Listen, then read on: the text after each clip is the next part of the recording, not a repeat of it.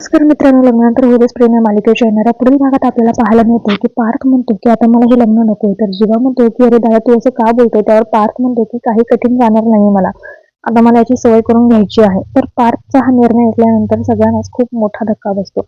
तर नंदिनी म्हणते की अगोदरच डिवोर्स फाईल केले आहेत आणि आता ते डिवोर्स आम्हाला घ्यायचे आहेत. तर मित्रांनो, हे ऐकून खूप सगळ्यांना धक्का बसतो. विक्रम, मालिनी आणि सगळ्यांनाच माहिती पडतं डिवोर्स घेत आहे. नंदीला हात जोडून जेव्हा म्हणत असतो की तूच माझे अंतिम सत्य आहे.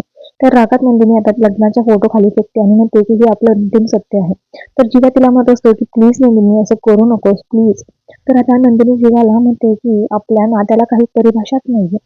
तुम्ही प्रेम करता काव्यावर आणि संसार करायचा माझ्यासोबत, हे कधीही शक्य होणार नाहीये.